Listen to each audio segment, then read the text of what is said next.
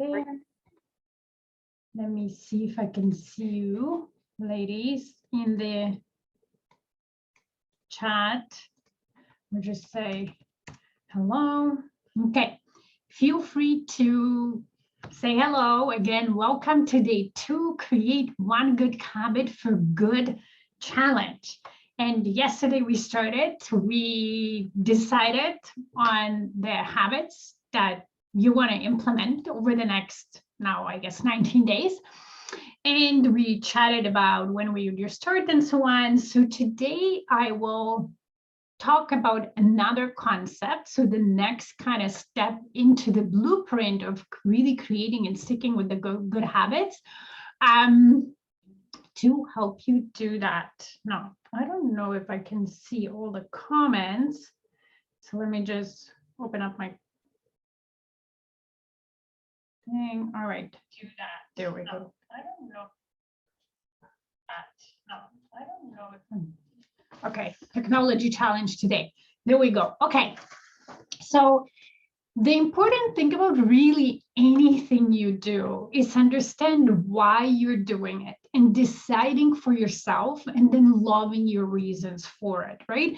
We shouldn't be starting something, especially the habits, because somebody else is doing it, because it's just popular or it's trendy, or because we think we should or somebody else thinks we should.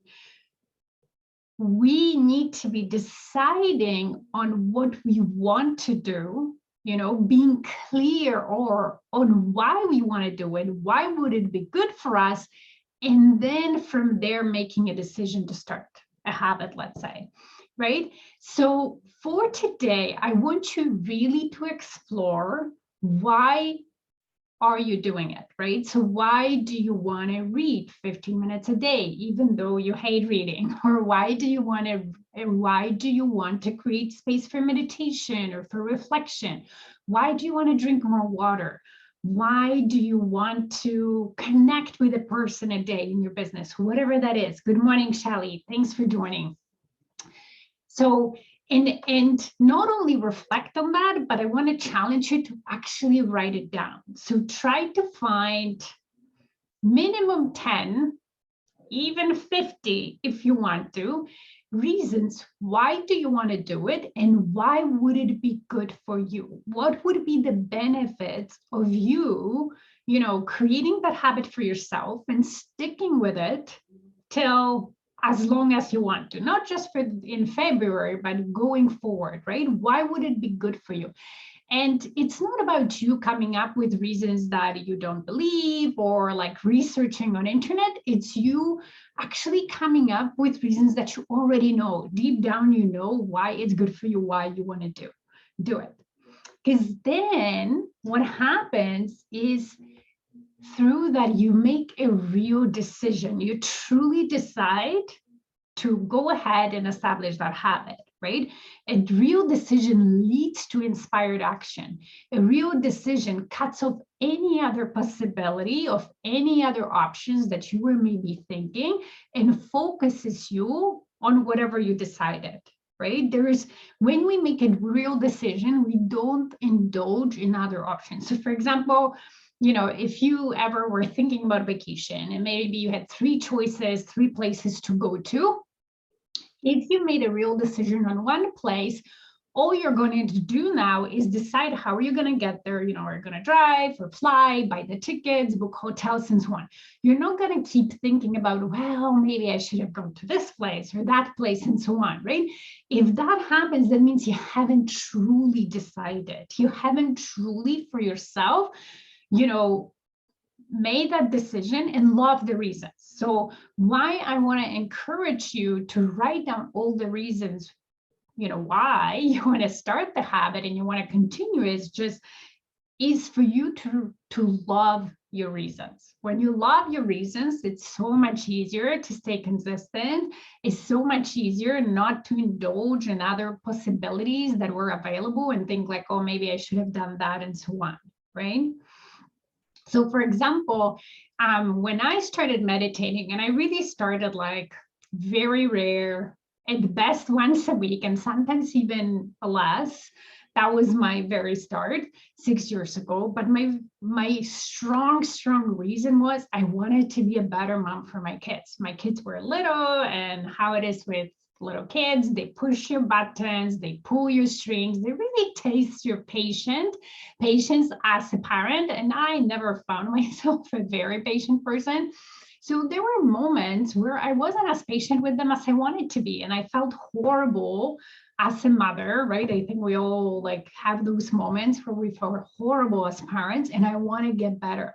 And that was strong enough motivation for me and my reasons to say, I think meditation or mindfulness is the way for me to go to, reduce the stress from the work I had at the time and a crazy life of, driving kids to daycare and running to work and dealing with everything that I had to deal with at work and coming back. I'm going to reduce that. I'm going to ground myself more so I can hold space for my kids and I can hold patience that they need throughout the week, because, it's not their fault that my work is crazy, for example. Right. So that for me was a strong reason. And then that kept me going and persisting in that habit, because again, now I meditate 10 minutes a day, but it took me a long time to get here. It wasn't something that I was like, oh yeah, I'll just do it because I was busy and I thought I didn't have time and I thought meditation wasn't for me. So as I was working through all those thoughts and misconceptions, I stuck with it because of that reason, because of why. Okay, so I want to ask you, what is your reason, or things that are already coming up to mind, why you want to, do the habit or stick with the habit that you decided on to start? So I would love you to share with me in the comments now or after if you're doing a replay. So tag me and share, I would love it. But I also want to challenge you to go out there and actually write more than the ones that come like at first, right? Because sometimes it's easy for us to come up with like 5, 6 reasons right away. But I want you to sit with it and dig deeper.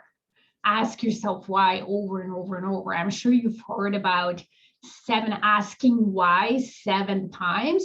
To get from the surface reason to really deep reasons to that emotional place, because emotions trigger our actions, right? Emotions drives what we do. So when we can get into that emotional reasons, we'll be more likely to do what we said we will do for personal growth.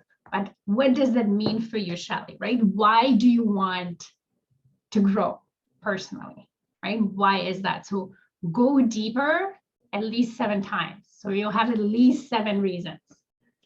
Personal growth is great, but it's generic and sometimes not enough. For me, if you think about it, I had a very emotional reason, right?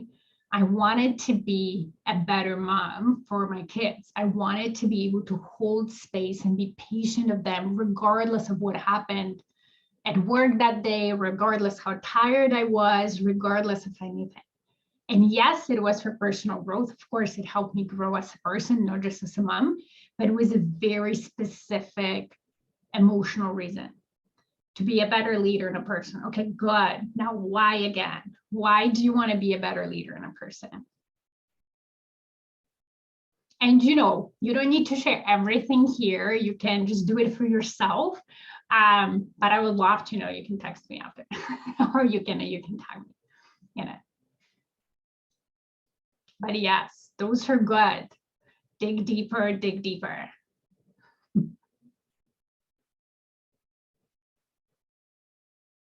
And for those of you that will be watching that on a replay, again, feel free to tag me in the comments. I also invite you, of course, to join tomorrow. Tomorrow will be next little step in this. I'm doing it in really short, bite-sized chunks, just to let you ease into it slowly and for you to really see that it doesn't have to be a lot of work. It doesn't have to be overwhelming. It can be simple and easy. So that's why we're keeping them very short. So so another thing is, if you're doing it, and Shelly, I wanted to ask you, like, how is your reading? Did you do it yesterday? Did you do it today? I don't remember if you were thinking in the morning, right, to do it. So I want to see how is that going, if you don't mind sharing.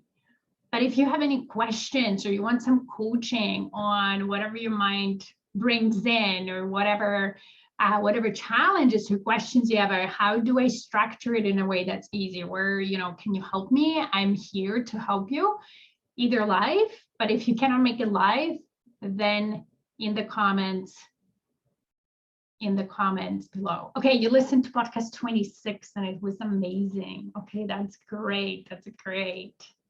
And for those of you who are not sure, so Diamond Effect Podcast, episode 26 is it's from Self Leadership Series. There's a series of 3 podcasts, and this one is from Hobbyist to CEO. Now let me see, I'll pop a link in there.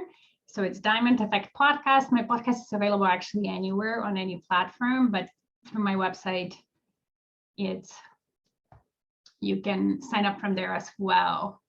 I did read, but I waited until bedtime. Okay, that's great.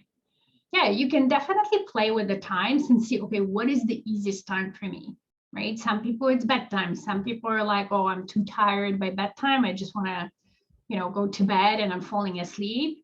Some people are like, oh, I would do it first thing in the morning, with my coffee or whatever. And then I know that that's the quietest, the easiest time. So I'll get it out of the way and sort of do that, right? So you can play with that, like use this time, the first couple of weeks, to really figure out a time where it will be easiest for you to stick with.